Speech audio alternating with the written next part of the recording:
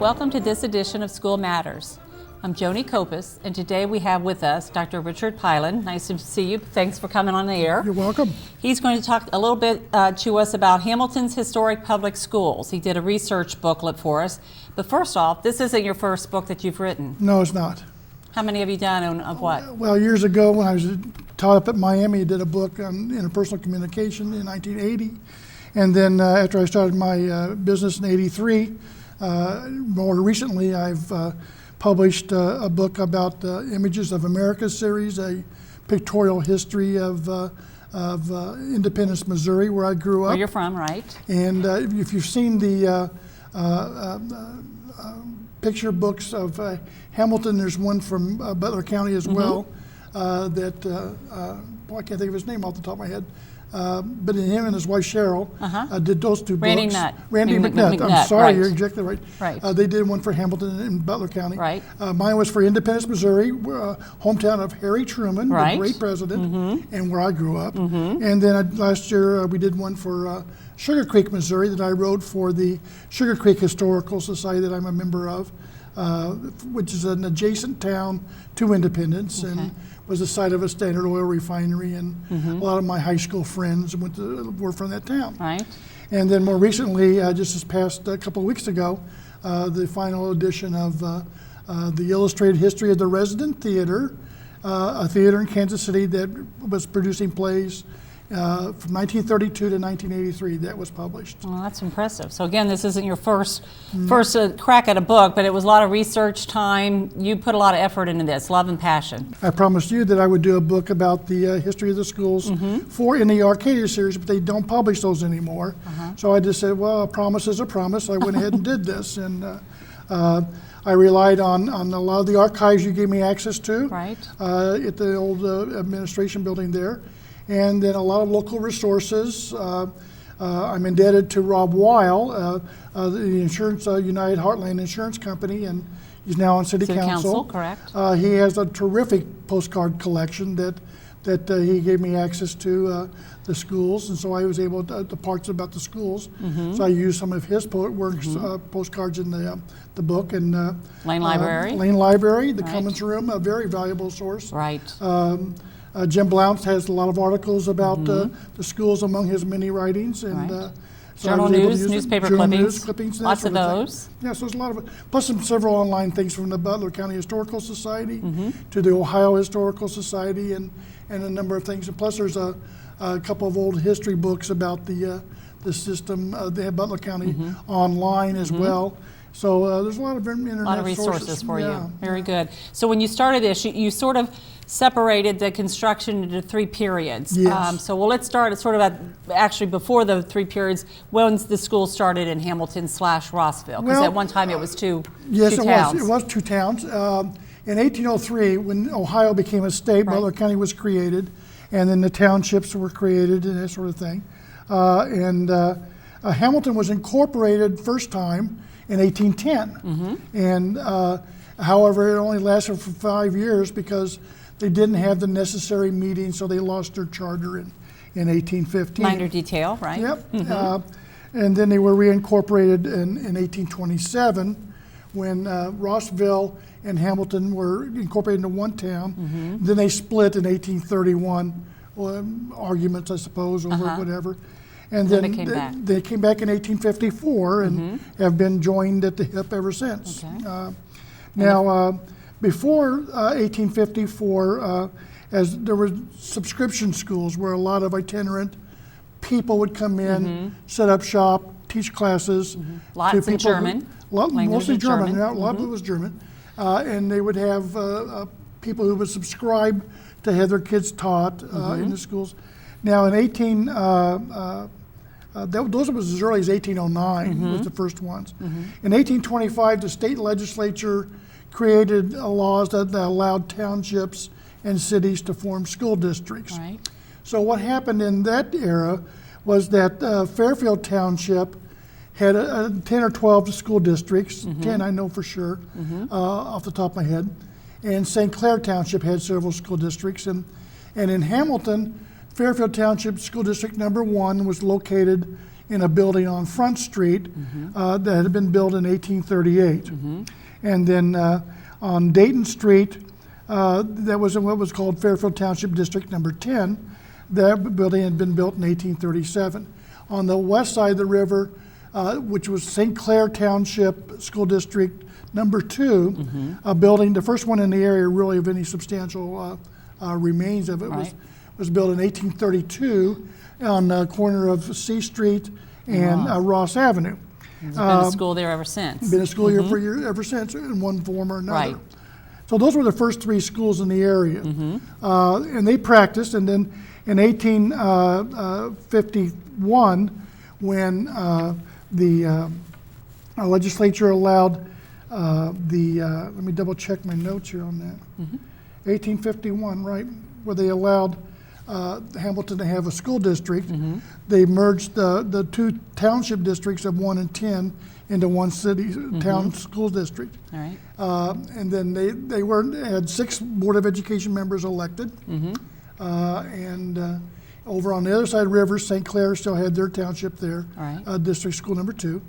And then in 1854, by a vote of 104 to 4, they merged the 2 districts, I think it was. And then and that became possible in 1854 when the 2 merged. So the townships then became wards. 5 wards then. Right, and the west side was the first ward, and the school that was at C and Ross became the first ward school. Right. And then on the south side of town was the second ward school over on Front Street, and then the third ward school was over on Dayton. Right. Between 3rd and 4th Street.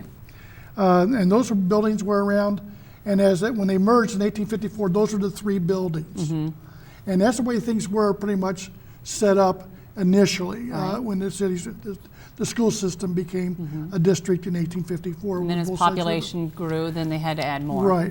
Well, then that begins really, so those 3 schools were what started the basic Hamilton schools by 1854.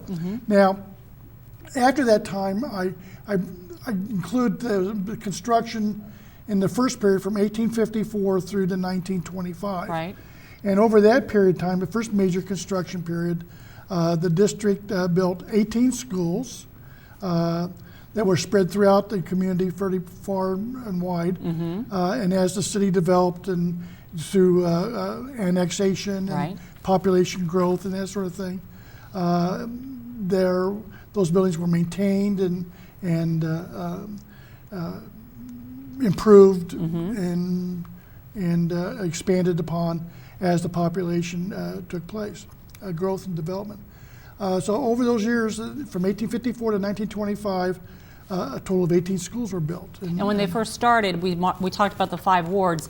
Each ward was represented by 2 school board members, Right. so you had a total of 10. Right, in 1854 there was only 6 board members, only one of which was in 1854 was a board member from the 1851 to 54 era, and that was William Hunter. In 1854, 6 board members, 2 from each of the wards. And then in 1872, when the 4th ward of Hamilton was created, 2 additional board of members were elected, and then in 1882, when the 5th ward was created, 2 more. So there were 10 board members. At one time. And then throughout the course of the year, that's changed by state law. Right, by state law in 1904, I think it was. They restricted the number of board members to 7, and then in 1914 they cut it back to the current level of 5. The current level of 5, that's right. Okay, that sounds good.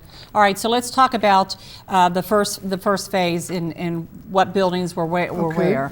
Well, in the first construction phase, which runs from 1854 to 1925, but they were called, the schools that weren't named as such, they were named as the 4th Ward School or the 3rd Ward School or whatever. Right. So the 4th Ward School, which became And in 1909, all the schools were renamed that were existing at that time. And the Named fourth for ward, presidents. And the oldest school, which was the Third Ward, I think, Right. became Washington, which is Right. there between 3rd and 4th Street on Dayton Street. So they Correct. came, the second oldest was Adams, and so on down the line. exactly correct. 1909, The fourth ward school, the first one that was built in after 1854 was in 1873, and that eventually became Jefferson. That was built over on Chestnut between 8th and 9th Street. Right. Now that had been used all the way up to 1952, and it was replaced with the new Jefferson School Right. building at that point in time. Fifth Ward School was built in 1884 as an 8-room school, and then it had over on 10th and Buckeye Street. Right. And then in 1898, it had an 8-room addition to it, and that was used until 1955. And that's the one you said you had to go outside, and it was crazy. Right, it became Madison. Right, yeah, Madison, And it was right. poorly constructed, I guess, because from reports were that you had to go outside one part of it To get go to the into other part, outside, right? Yeah. So they tore that down, like you said. It was what we would call the current Madison, in the Right. 50s, right?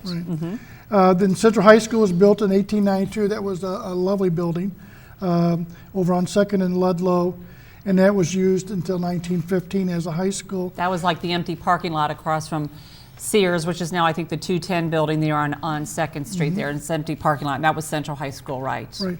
Well, after being, this one, the new high school was built in 1915, and after a year of being idle, it was reopened. The old one, Right. the 1892 building, had been reopened and was used as a junior high school from Right. 1917 all the way up to 1934. Right. And it was demolished in 1940. Right. So it right. was torn down. Yeah, so after it became a high school, we moved the new Hamilton High School in 1915. Then that became And There I was think it a- had some superintendent's office and Right. maintenance. And there was a little house back nearby. It was the high school annex. Right. And Right. that's where they had some vocational classes Correct. among other things. And as someone told me that there was lawnmowers Right. kept there. Right. and That's where people go to stuff. pick up the lawnmowers to cut the grass around Yeah. the schools. Right. In 1892, as was the case all across the country, 400 years after Columbus discovered America, school systems all across the country built schools to honor that and named them Columbian schools. So we weren't unique. There were No, a lot no. of Columbia schools around the United States. My hometown, Independence, had one too, Columbian School. It's a good idea. Everybody took advantage of it. So it was a 400th year memorial, if you will, to Christopher Columbus. Well, this district's Columbian School was built in 1892 and it was used in 1973, and that became known Jackson. in the Jackson Yeah, School. they're on right? Park Avenue, correct. Right, and it was raised. That's where Chaco Credit Union is now, and Walgreens in Right, that area, exactly. right? I remember that. Columbian School, and there was another school building built in 1894 that had the same footprint, exactly the same, just a few changes in the clock tower in Right. the center, and a couple of other things up there, gables that changed. And that was called The Straub School then, right. but it became known, and that was used in 1959 and was known as renamed the Monroe School Monroe, later on. Then, of course, there was another building that was unique in this time period. It wasn't built by the school board, or the city. It was built by a private operation for the music hall. Right, the music And in hall. 1882, it had been built for the United German Society, and as a meeting place for them. So that was purchased in 1899, and that had been used all the way up to 1952. And that was called Harrison. It was used as Harrison Right, School, and then that was torn down in When they 1999. when they built Harrison on Knightsbridge. Right. Right. Another school built in the 1900 in this time period was the Mosler School, which became known as the Van Buren School. Right, and that there on was Grand used Boulevard. right until 1955. That had been had started as a 2-room school, and residents of the East End didn't care for having such a small school. Right. They And felt didn't meet their needs. shortchanged. Yeah, exactly. So they had several additions to that building. Right. 1913 and 1921. 2 more additions were added to it. And so it became a sizable school, but still it was used as Van Buren. But it started as a very meager 2-room school. Right. Miami School was built in 1902, Again, on the same site, South C Street and Ross Exactly. Avenue. Mhm. Same site. And that was the second building that the school district had built there to replace the original one that was built back when it was the St. Clair Township days. And that was used until 1953. That had been renamed to Adams School in 1909. And in 1957, the board sold it to, or donated, I'm not sure if it was sold or donated, but it became the Merstein Senior Citizens Building. Right, which is now Partners in Prime. Exactly. Right. And that's when Adams moved over on South G Street, off of South Street, yeah, right. Brand new building, right. Right. And then the other buildings built in this time period was 1904 was the Fourth Ward Annex. That became known as the Tyler School. Correct. Which was built in 1904 and was used until 1952, and a new school was built on that same site in subsequent years. In 1895, the Lindenwold School District, which is one of those 10 original school districts in the township, Right. when Lindenwold over on Woodlawn built a school and known as Lindenwold School.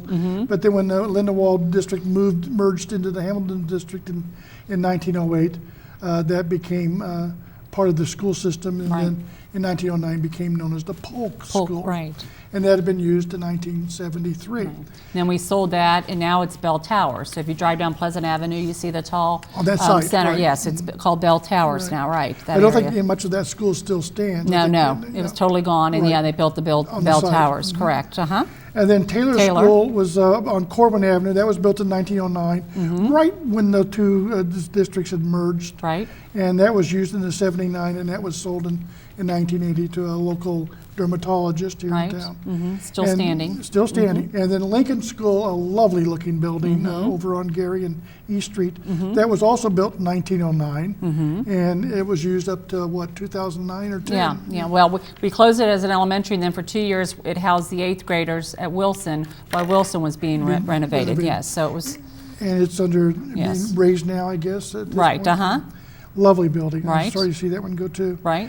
And then Hamilton High School, the new high school was built in 1915, and over on 6th Street in Dayton, just over here.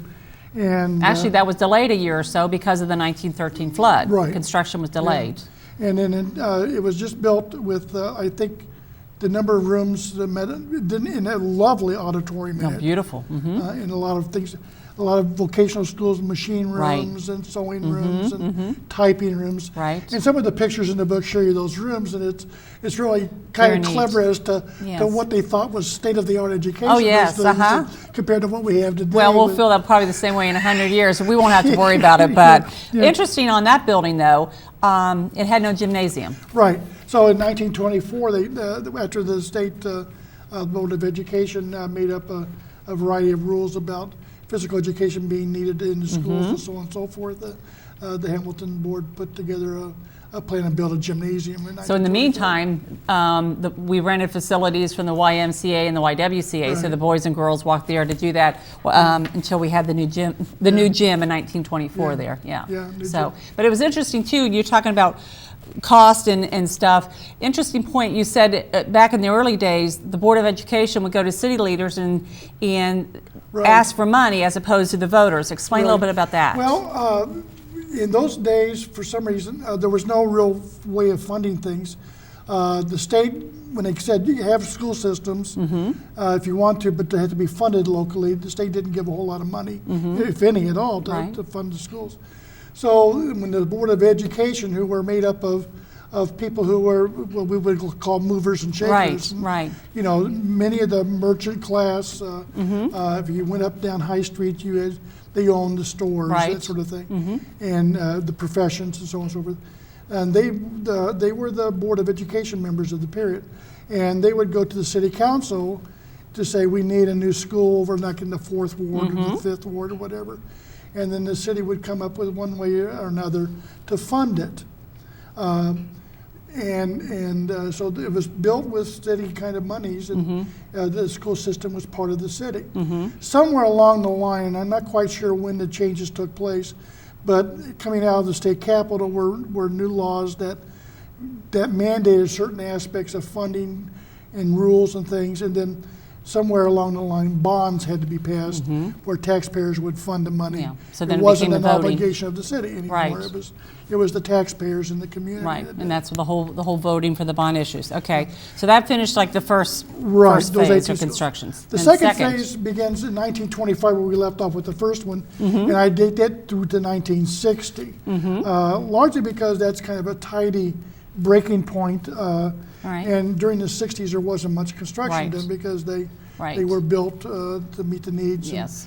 And during that time, it's staggering the kinds of changes that Hamilton was going through in terms of population growth, Right. The influx of the number of kids, the expansion and annexation into East Hamilton, Right. Growth to the west, and in absorbing Lindenwold. I was going to say, yeah, the southern part. Just spreading all throughout all these residential areas, and some annexation due for industrial Right, purposes. right. And so all this came up, and the number of young children going into the elementary schools was just mushrooming. The problem is that similar to what Lakota goes through now with their population increase, it means that they have to build Oh, a yeah, new right. school every year because they get 500 and 700 Right. kids every year Right, coming in. right. Well, Hamilton was going through those kinds of same growth spurts. Right.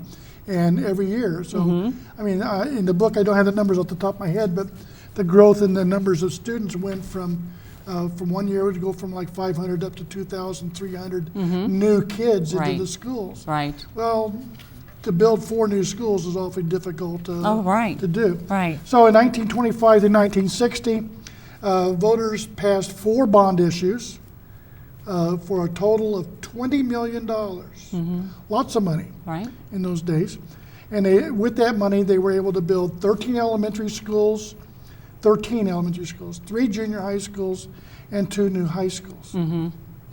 Pretty impressive. Yeah, pretty much, and lots of money for their bang for their buck. Because right. the first bond issue was the 1927. There was $1.5 million that was passed, and oddly enough, the bond issues were set such that you didn't, like we have today, where you say that we need this kind of school buildings, Right. and we designed them and so on and so forth. They will cost us so many dollars to build it. Ask the voters for a levy that will pay for that amount Right. in the long run. Before that kind of process took place, we have today, they used to say that, well, the community's valuation is X number of dollars, and by state law, the community cannot have a debt more than, say, I think it was like 3 or 5% of that total value. So that would tell you how much the schools had to pay to borrow. To borrow, yeah. And then you And figured out once this is the X amount of money, what are you going to do with it? How you So it's a what are you little gonna spend reverse it? of what we do Yeah, today, right? Yeah, exactly reverse. So it wasn't so much meeting needs of students, it was what can the money bear Right, right, in terms of taxation. right. So in the $1.5 million, they were able to build, all these schools were built in 1929, Fillmore, Buchanan, and Pierce. And they all have the same floor plan. If you look closely, they're all, pretty much the same floor plan. Even though the facades look quite a Right, bit different and all right. that, but they do have the same floor plan. correct. And then Roosevelt Junior High was built in 1930, lovely building. Right. And then Wilson Junior High 4 years later in 1934. Yeah. All of those 5 buildings came out of that first $1 million, $1,500,000 bond issue. Yeah. In 1947, the next bond issue, this time period of the 25 to 60 growth period, that came to $4 million, a little less than $4,300,000. But interesting, that again had to run a couple times because at that time you had to have 65% of your voters say Right. yes. Where now it's just you just need one more yes vote than a no vote. Right. But at that time they had specific percentages you had to pass. Part by. of that was dependent on when the bond issues were presented. If it was presented at the national election in November, that was required 55% vote. Oh, okay. If it was an off month, 65%. 65, right? Yeah. Because So some it of them goes were up- pretty close but didn't make it, so I had to run a mean, couple one times. was like 64.87% Right, or right. something. 12 votes would have Right, done this. right. And But then anyhow, we were able to pass it in 47 and go from there. Well, sometimes in more recent years, when you needed just over half, you couldn't get that many. Oh, votes, right, so right, right. Difficult to pass somewhere. It is very hard. But in 47, that $4,290,000 bond issue built 3 schools at the start: Jefferson School, new Right. Jefferson building, Right. new Harrison building, and then On the Knightsbridge, and right. the new Adams building over on Milliken. Those were all 51 and 52 respectively. And that bond issue also paid to add classrooms at Fillmore, Pierce, and improvements at Hamilton High and Roosevelt. Again, because of the growth of the And then, population. yeah, adding 4 and 8 rooms and all that. Plus all the temporary classrooms that became put up and became The 10 permanent. buildings, right, yeah, I Yeah. remember those well, And plus they created an office for the board offices in 47 at Right. the So between Washington building. 1946 and 52, we talked about the growth spurt.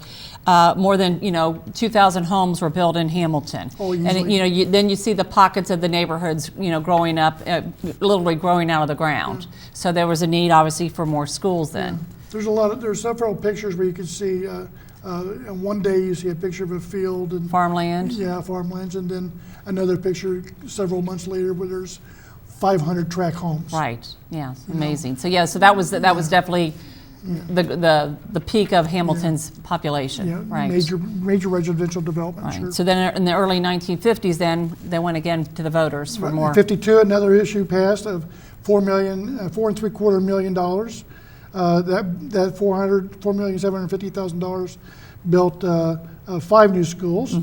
Grant Elementary over on Campbell and Greenwood. Right. That was in 54. The new Madison School in 55. Right. They tore down that same site, but they tore down the old building, built the new Madison. Right. The new Van Buren building at Lincoln and Parkamo Right. built in 55 also. And then in 55, George Washington Junior High School was built over So on our Holdridge. third junior high school was built in the Lindenwold area. Right, in 1955.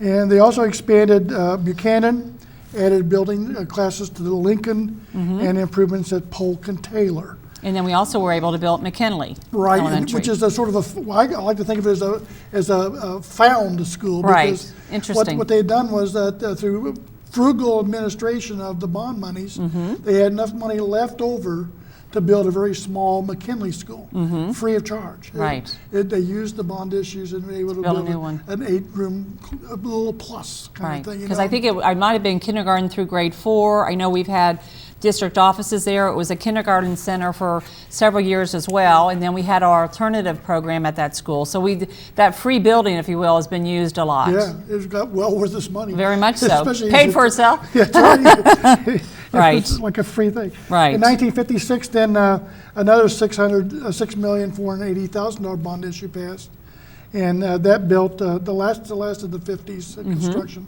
That built the new Monroe School over on Carriage Hill, Right. the new Cleveland Elementary, the Hayes School over on Hoadley, the Garfield High School and Taft High School. All of those opened up in 1959. And a major community celebration at the new Right. schools. And Yeah, again, because of the population of the community, you needed the 2 separate high schools. So then Hamilton High School then became Harding Junior High School, and then for a while, about 20 years, we had Right. 4 junior high schools: Roosevelt, Harding, George Washington, and Wilson. Well, Harding was a junior high, though. Right. It wasn't high school, yeah. Right. And then the Hamilton High became, there was just the 2 high schools, Taft and Garfield. Till 1980, then when Right. we merged again, And and then then one that's high when we tore down Old Hamilton High Right. / Harding. Right. Right, and then the Garfield became a junior high. Right. And Taft became Hamilton High. Yeah, became the one Hamilton High School. That's right. So so that period, 1925 to 1960, then 13 elementary schools, 3 junior highs, and the 2 new high schools. And really, that's the last building that we've had until the Hamilton Freshman School, which opened in 2004. Right. Right. So 45 years or so. So that just brings us to the third construction period, Right. which really is, there was really nothing constructed from 60 to 2000. Right, And so right. the final construction period is the 2000 to 2010 time period. Correct. And I think of that as the construction of the future kind of things, right. because these schools are just marvelous new additions and all that. But if you remember that $20 million in bonds built those 13 elementary schools, and in the previous years, the city government was able to fund 18 schools and so on and so forth. Now we spend $235 million, To give us 8 11 elementary. times the $20 million. yeah. And we got, of course, half of that came from the Ohio School Facilities Commission. Right, that's a very good point, yes. It wasn't all local money, but No. that built 8 state-of-the-art elementary school buildings, Mm-hmm. the freshman school, constantly remodeling the Hamilton High School, and then it reconfigured the 2 middle schools. Right, Garfield and Wilson, right, uh-huh. So the 1999 bond issue that passed funded the freshman school. That was in the first 2 phases of the plan, which meant some changes at the Hamilton High School, putting the music labs and, Right. and so on and so forth, 2004. And then 2006, the residents passed a $72 million bond issue that Ohio gave $120 million to help pay. In 2006, and right. got the 4 schools opened up in 2009, Bridgeport, Ridgeway, Fairwood, and Linden. And then Right. the next year, Riverview, Crawford Woods, Highland, Brookwood, and Highland. And Brookwood. Yeah, yeah, In 2010. yeah. So that was it. The book summarizes, my little booklet summarizes all those things, and it's got pictures of all these buildings and Oh, yeah, classrooms. very and neat, a stuff. very neat historical perspective of it. And one other thing I liked in the book, you talked about the superintendents. Yeah, I want Because to we've get had to that. 26 men and 1 woman, Mrs. Baker, our current Right. superintendent, over the last 200. Well, a lot of the superintendents only served 1 or 2 years and didn't make much of a mark. Several of them were, I highlight 6 or 7 of them, that actually 6, that I think that deserve very special attention because of their impact on building the schools Right. or serving the district in fashion. And I highlight, One you said, David McClung, been there for 2 years. right, He was then president of Hamilton's Second National Bank and then also worked under President Harrison. right. Pretty impressive. Yeah. There was a lot of the people that had gone on to other careers and things, and some of them, one of the fellows was on the initial ground floor of making Cheeseboro Ponds, the cold cream company, Right. and all that, and several had been gone. John Shank became elected to Ohio General Assembly. Some moved west and became members of the Kansas Assembly, Right. Congress there, and all that.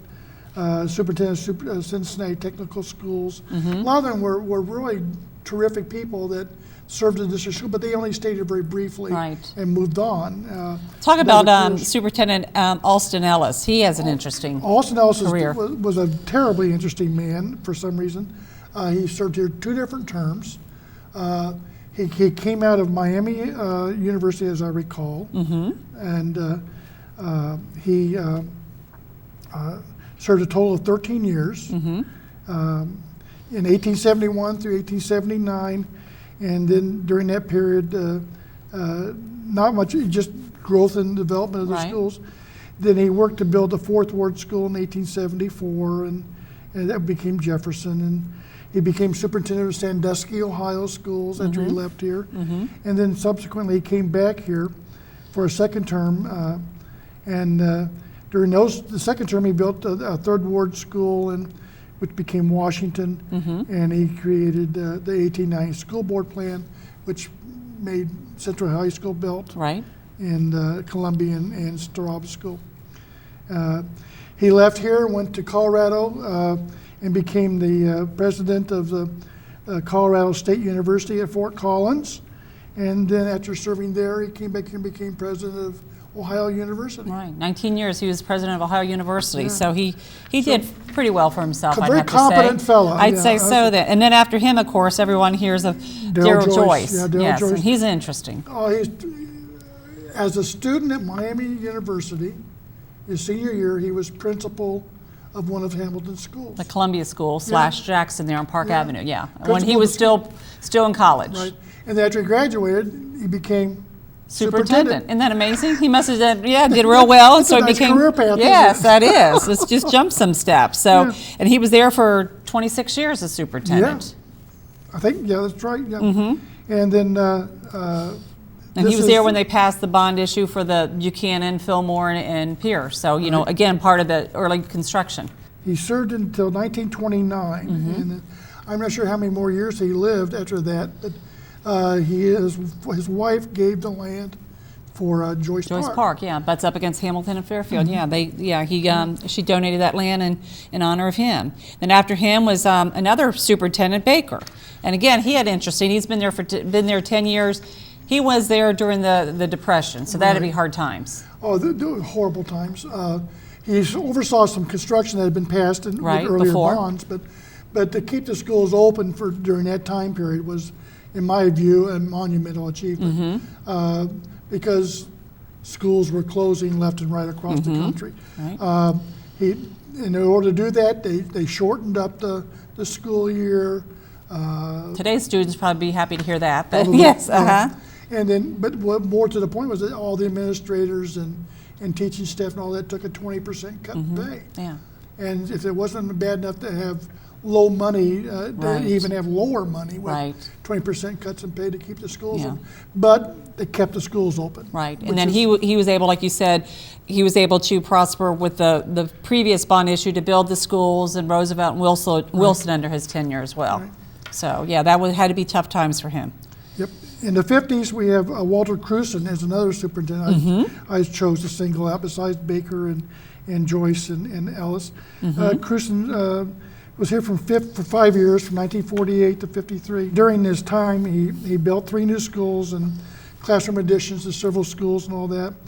And the money for those came from during bonds passed when Terry Wickham was the superintendent. Right. And Wickham left here and became president of Heidelberg College and served there in Tiffin for 21 years. 21 years. Yeah. So again, that's pretty impressive too. Yeah, he was nice a resume. And then Cruson left here, and eventually evolved became the director and the head of the public school of the state of New York. And I worked with Nelson Rockefeller in the state of New York and all that. Again, very impressive. Very impressive fellow. Then Lester Dickey, more recently, a lot of people will know that name. They've been here. Right. He was superintendent from 53 to 70. 17 years. He was in charge of several construction, but once again, the money was passed under Cruson's superintendency. And as those days, like all those kinds of campaigns, the superintendent spearheaded the campaign and was very much of a more than a nominal leader of the levy campaigns to get them passed. Cruson was that. It was in office, and Dickey was able to open those schools up. Right. That funded that. And Dickey provided leadership for another bond issue, that $6,480,000 bond issue that passed in '56. Right. And built those schools. Building, like And the then, Cleveland and Monroe's. So that was the last construction, and then I highlight Janet Baker, the first woman superintendent, but she spearheaded the effort to build all the new schools. She's going on 20 years, and so 20 she's years. sort of, like you said, the third phase of the construction. So, and like you said, you call it the schools of the future, and I know that was her passion as we started to design and create these, is the flexibility of what, we laugh at these pictures from the 1915s, state of the art, the old Hamilton High School with the typing classrooms and vocational education, which is now career tech, and you just wonder in 50 years, 100 years, what's a classroom going to look like? It's sort of scary. Just see, I want to picture the typing room with 10 Underwoods on top of desks, Right. or Remingtons or whatever, Oh, Smith Coronas, whatever they were. Yes, it's amazing. Well, we appreciate you doing this because I know it was a lot of work and effort, and again, I know it's a passion of yours. You love the history, but it's a great memento, and I know people, if they're interested in buying this, they can. Yes. And explain a little bit about that. Well, it's available on by sending an Website. email to pylandbooks@aol.com. They're $5. There's 34 pages, and there's 56 photos of the buildings. Most of them are vintage photos of the things. Summarize all 46 schools that were built chronologically, and identifies all the superintendents, includes photos of 6 of them who were the major builders. Yeah, of the instrumental, time you think, and all that.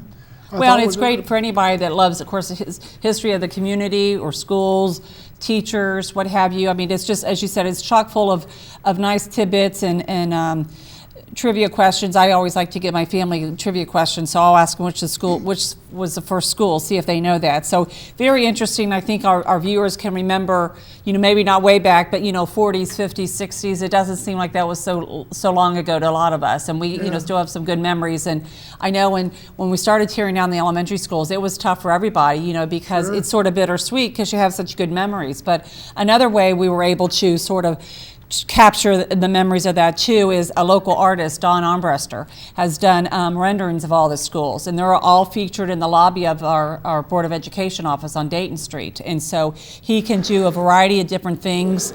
He could create things like elementary, junior high, high school. He could do a variety of things. So again, people can call him or get on his website and order information as well. So again, two ways I think to capture the history of the schools, because as we build new, it's great, but let's not forget to reflect back to the old buildings as well, because again, a lot of history, a lot of good memories for a lot of people in those buildings. So I appreciate you coming. Thanks, Joni.